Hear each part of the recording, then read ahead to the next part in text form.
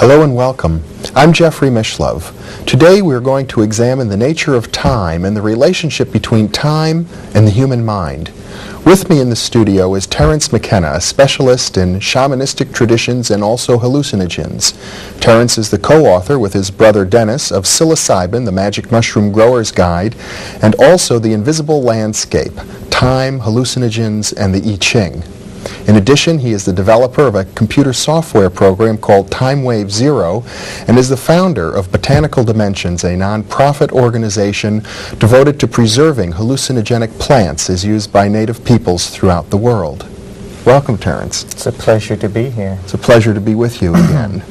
You know, shamanistic peoples and early peoples throughout the entire world have all been involved in systems of what we call divination. It could be throwing bones or using the I-Ching or looking at the entrails of animals or clouds of smoke, but each system seemed to involve some sort of a unique way of linking the human mind with the very nature of time itself in order to understand cycles of time and understand, perhaps even to predict the future. Yes, well, it's certainly true that pre-literate and Aboriginal peoples have had an obsession with time. However, it's an obsession shared by the historical societies as well. Time seems to be the dimension about which we have the greatest anxiety, perhaps because it's the dimension into which we see with the least clarity.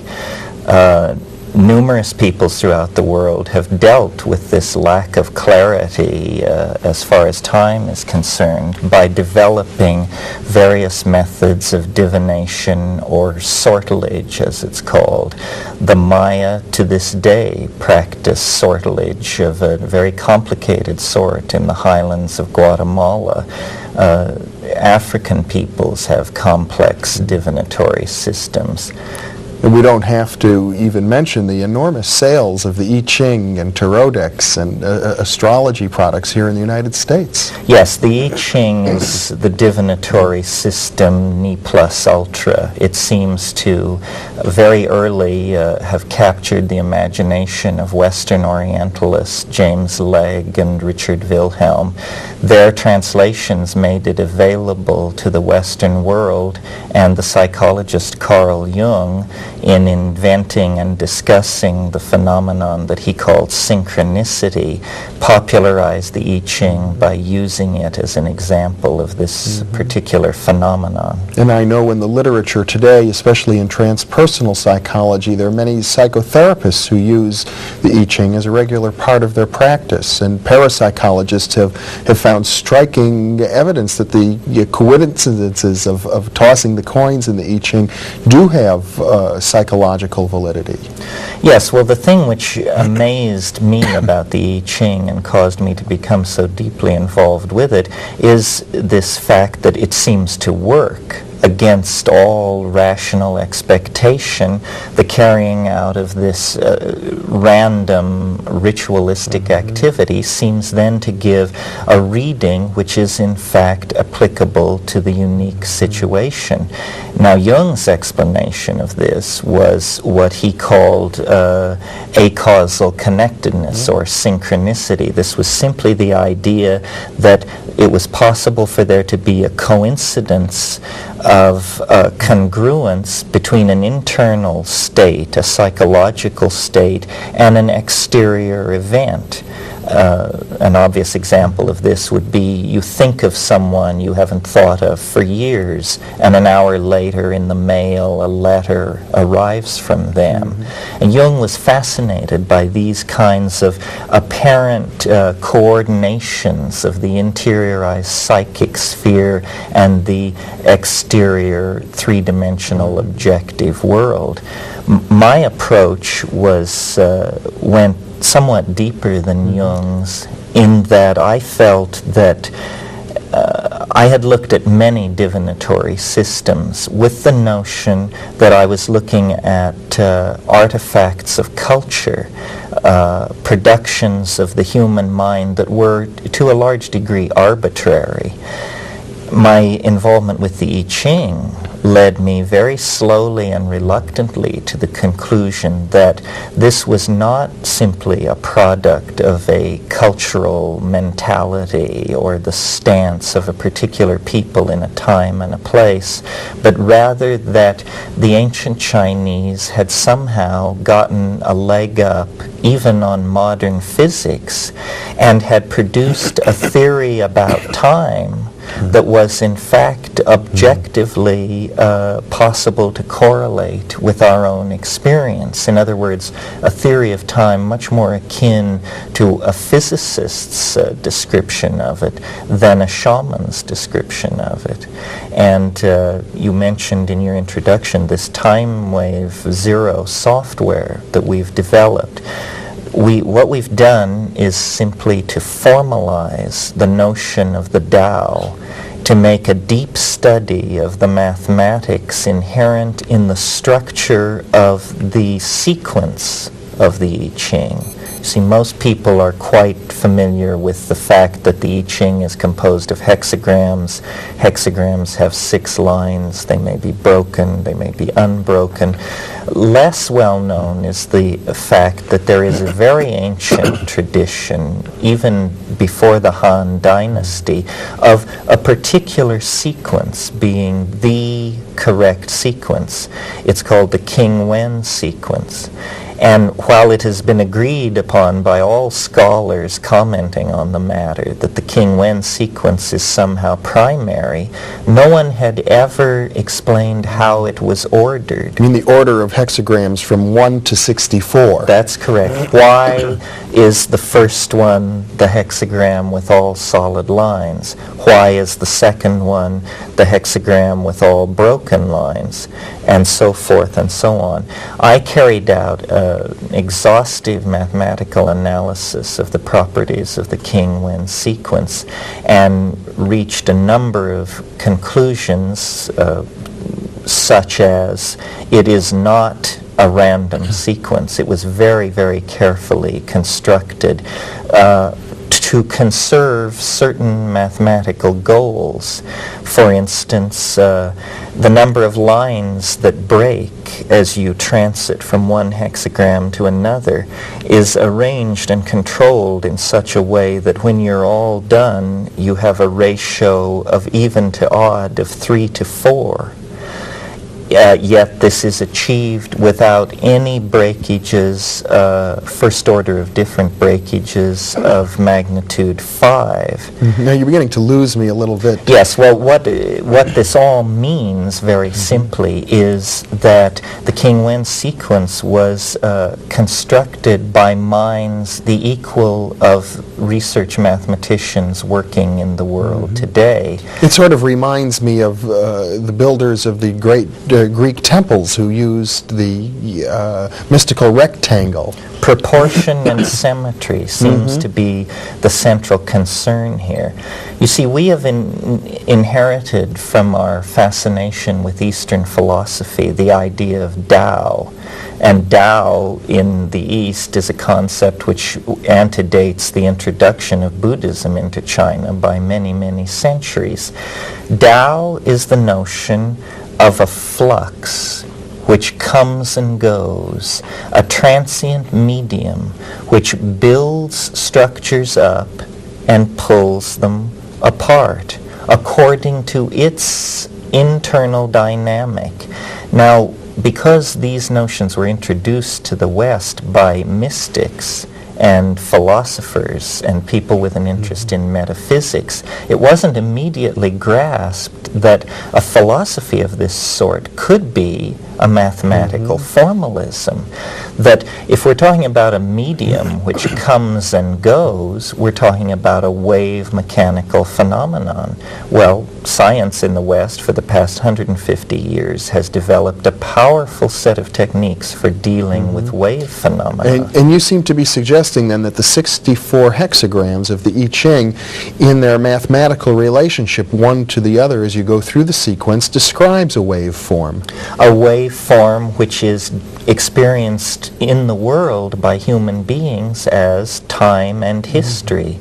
You see, it's almost as though In Western science, we're pretty confident that there are approximately 100 elements, physical elements to matter. That's right, different atoms. That's right, that are incommensurable. They are somehow primary. The Chinese looked not at the world of matter, energy, and space, but the world of time, and carried out a very rigorous analysis of their own perception, and discovered to their amazement that time is actually composed of elements. And as we have then, if I can extrapolate from what you're saying, the periodic table of elements in Western chemistry, which defines not just 100 elements, but a relationship between them, cycles and patterns. Bonding relationships, that's right. Families of chemicals. Right. So we have, in other words, families of ways of looking at time. Well, the hexagrams are the elements in the Chinese physics of time. They created a science that reinforces primary perceptions that we all have, but for which we have no science. For instance, I'm sure you've noticed that every day is rather like every other day. Nevertheless, I'm sure you've also noticed that some days are radically different than others. Well, this sameness but different rule applies on all levels in a temporal hierarchy. Centuries are rather like each other, and yet occasionally a century will come along that is quite anomalous. We call this sameness and difference nesting fractal. This is a new branch of mathematics. And quite simply, what the Chinese discovered circa 3000 BC was the fractal nature of time, that the rules of expression of temporal elements which govern the rise and fall of dynasties also govern the rise and fall of love affairs and moods. Now you're describing this in mathematical terms, and I'd like to come back and ask you to define the term fractal in a moment, but I'm also curious about how you seem to be going back and forth between something purely quantitative and something qualitative.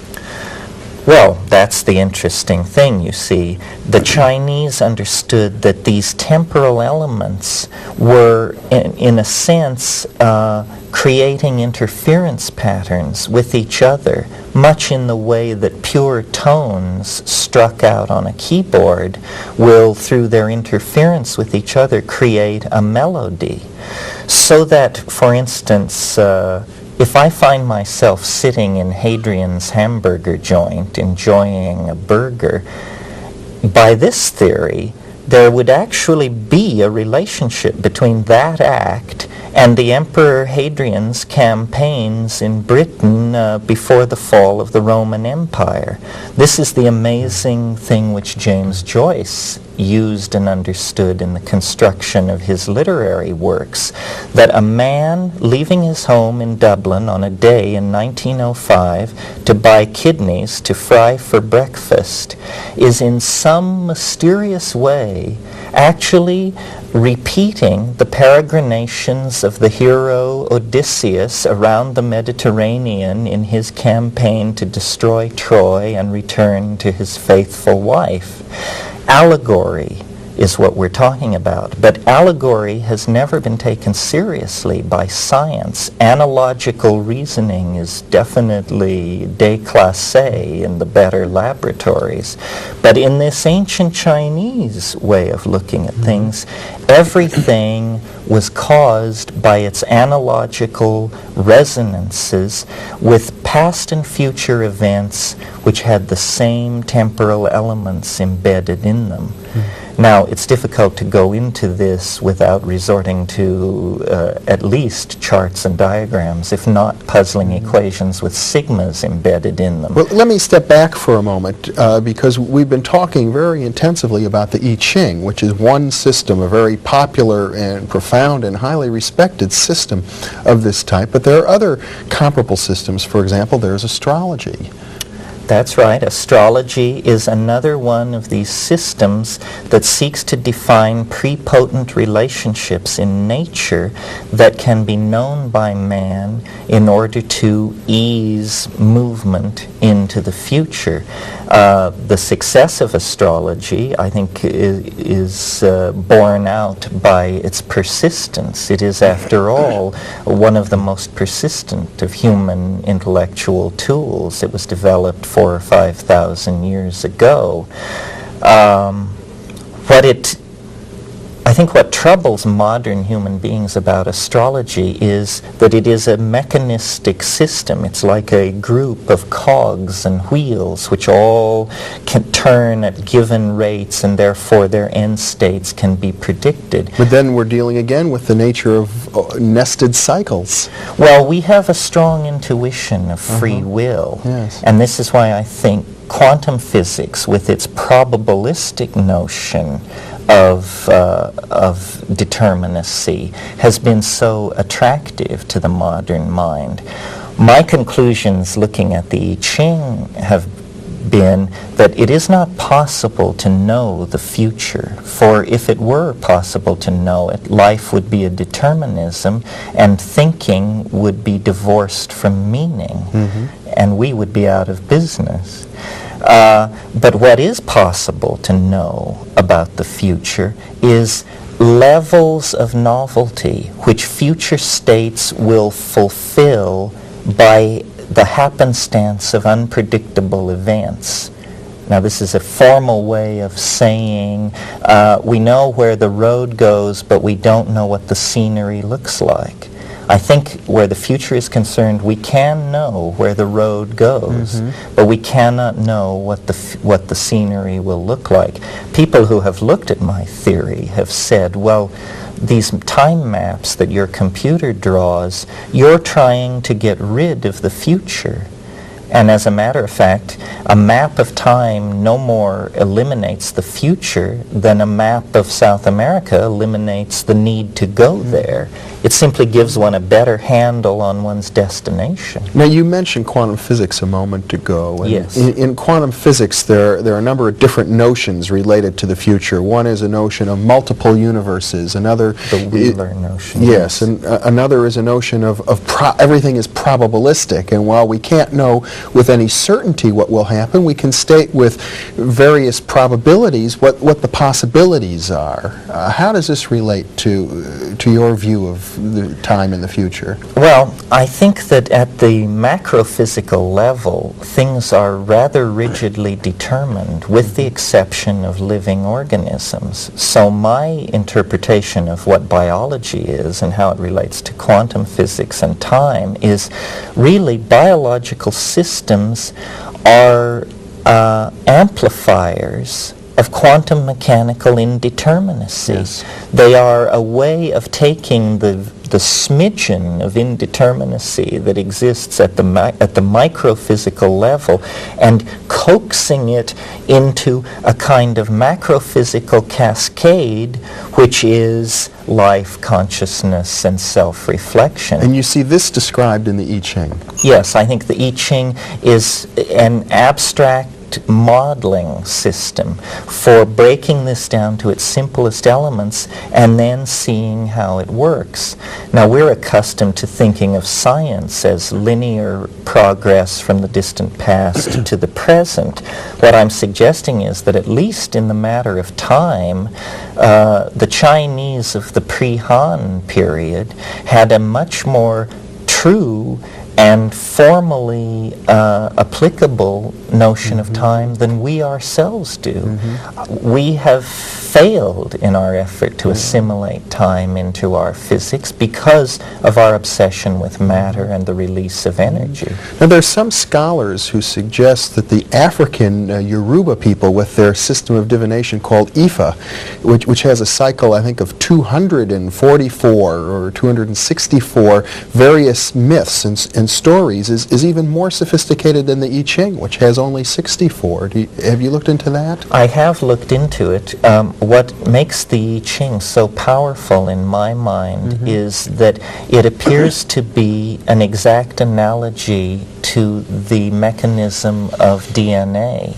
Oh. There are 64 codons, which code for amino acids in DNA. There are 64 hexagrams. There are 8 primary hexagrams. There are 8 indispensable amino acids.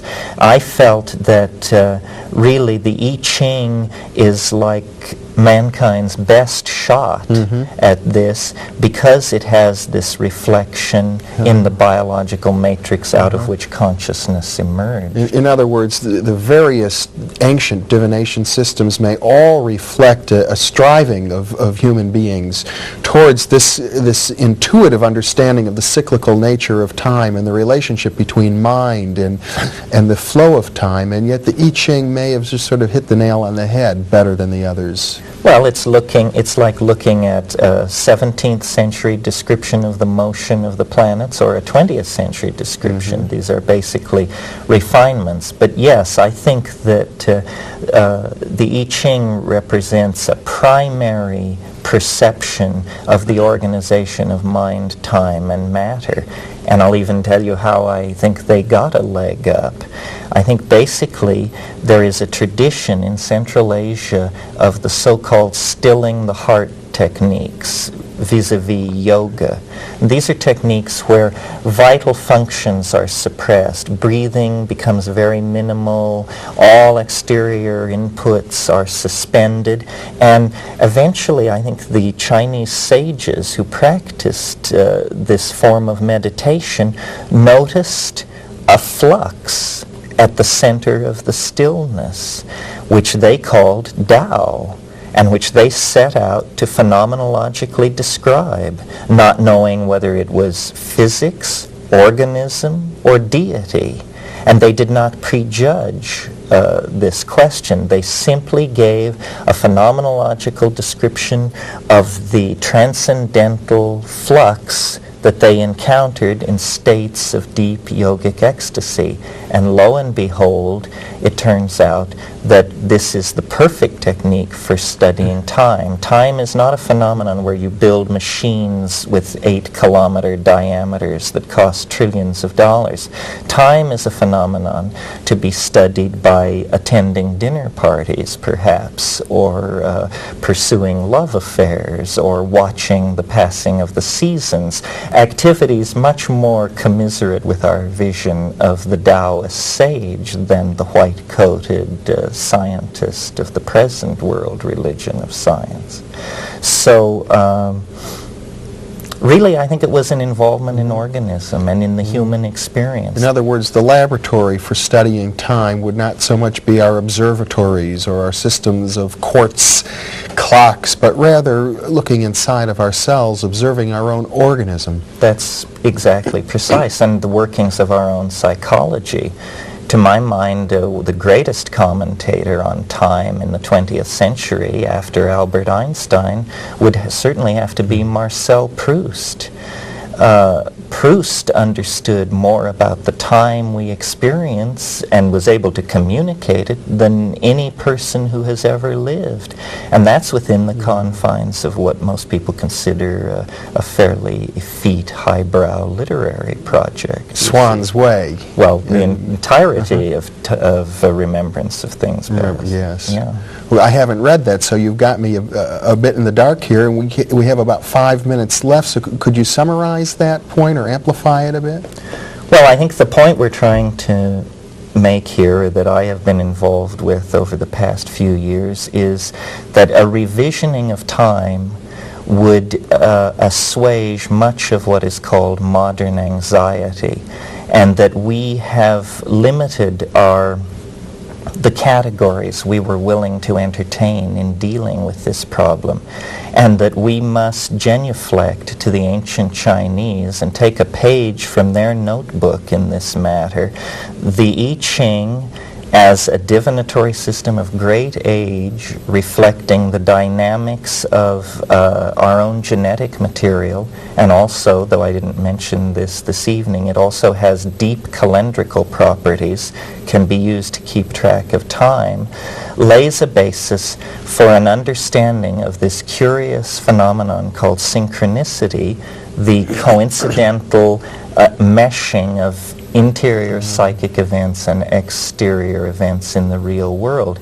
It lays a basis for us to understand the unity of ourselves with the real world that our present approach makes difficult to discern. So whereas Carl Jung, the great Swiss psychiatrist who wrote, incidentally, the preface to Richard Wilhelm's book of the I-Ching and postulated this theory of synchronicity, well, Jung didn't really provide any mechanism for synchronicity. He simply said it works this way, that the mind seems to be related to these events, and he found an enormous therapeutic benefit from that understanding. What you're suggesting is that the potential mechanism behind the Jungian notion of synchronicity has to do with the structure of time itself. That's right. And you must be suggesting, therefore, that the human mind at this very deep level that the sages discovered from stilling their organism, that the mind has a parallel structure, an isomorphic structure. That's exactly the central point. The mind arises out of matter. This is why the I-Ching works in both worlds. One is the reflection of the other. The key to healing the apparent dualism lies in studying the temporal mechanics indicated by the I-Ching. And I believe we've done this formally, mathematically.